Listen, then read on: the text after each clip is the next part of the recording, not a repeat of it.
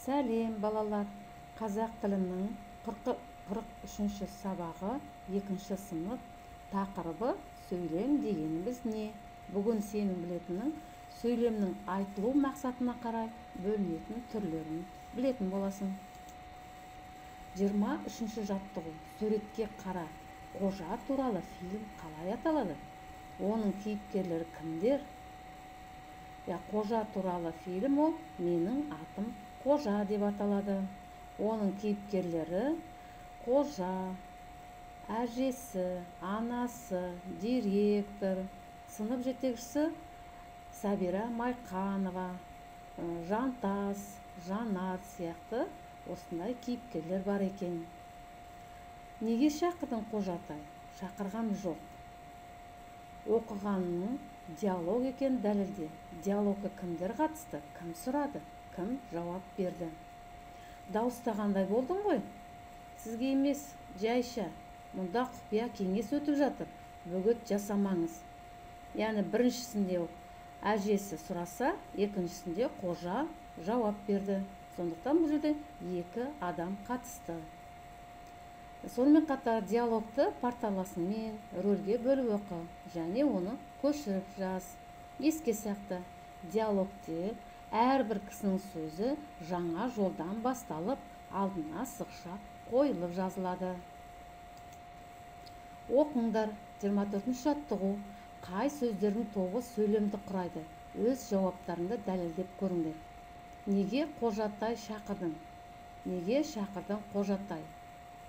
Яғни бұл жерде екінші сөйлемді дұрыс деп айтамыз. Қожантай, неге шақырдың? Бұл жерде назарын өзіне аударып тұр. Яғни бұл жерде немене? Қожантайдың неге шақырғандығы жаңа туралы айтып тұр екен. Яғни қаратпа сөз деп айтамыз. Немесе неге шақырдың Қожантай деп те айтуға болады.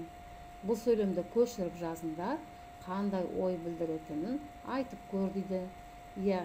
Әжесі мүмкін оны басқа бір жұмыстармен шақырған шығар. Сондықтан бұл сұраулы сөйлем екен.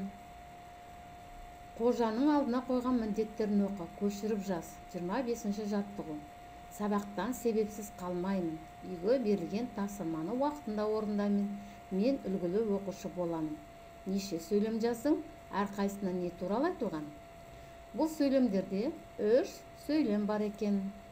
Бірінші сөйлемі сабақтан себепсіз қалмайтыны, екінші сөйлемде үй тапсырмасын уақытында орындауы, және үшінші сөйлемде қожаның үлгілі оқушы болатыны туралы айтылған екен.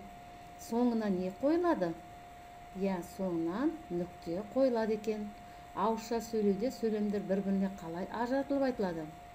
Балалар, ауызша сөйлеген кезде сөйлемнің 3 түріне байланысты айтылады. Біріншісі сөйлемде негізгі ойды білдіріп, яғни нүкте арқылы, екіншісі сұрау белгісі арқылы, үшіншісі лепті, яғни көтеріңкі көңілді дауыспен айтылады. Сонымен қатар бұйрықты мәнді де айтылады екен. Ендеше мына ережені есінде сақта. Сөйлем аяқталған ойды білдіреді. Сөйлем соңына не нүкте, не сұрау белгісі, не леп белгісі. 26-ші жаттығу. Хабарландыруды оқы, неше сөйлем бар екенін анықта. Хабарландыру. Қаңтардың 7-сі күні сағат 10-да шаңғыдан мектепішілік жарыс өтеді. Жарысқа қатысам деушілер ұйымдастыру комитетіне алдын ала тіркелу қажет. Көлік мектеп жанынан 8:00-де жүріп кетеді. Ұйымдастыру комитеті. Тиісті тыныс белгілерін қойып, хабарландыру көшіріп жаз. Сөйлемнің соңындағы тыныс белгілерінің әрқайсысы қандай қызмет атқарып тұрғаны туралы өзің қорытынды жаса. Балалар, енді осы хабарландыру мәтінінде ешқандай тыныс белгісі жоқ. Ендеше қазір біз тыныс белгісін қойып, оны оқып көрейік. Хабарландыру. Қаңтардың 7-сі күні сағат 10-да шаңғыда мектепішілік жарыс өтеді.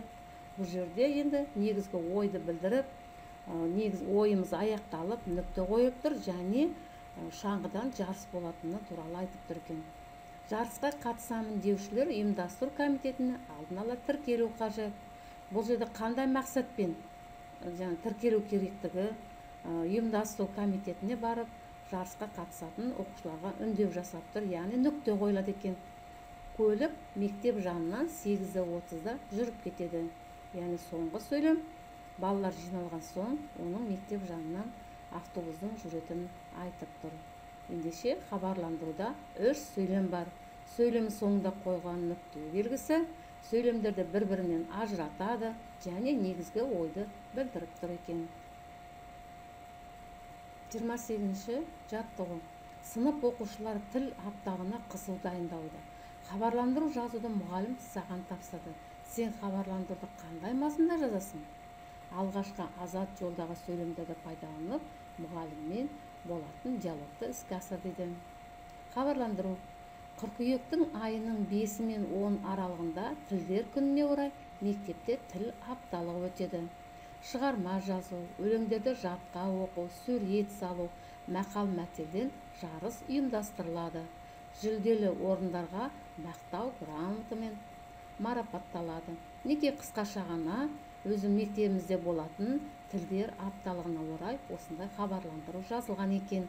Бұл жерде де біз 3 сөйлеммен аяқтадық. 3 сөйлемнің әрбір негізгі ойды білдіріп тұр екен. Сондықтан Мұхтар Шахановтың тіл әр ұлттың ең ұлы анасы деген ғанибет сөздерін балалар еске сақтап, оның мағынасын айтып көріңдер өздерің. Солармен таныстық.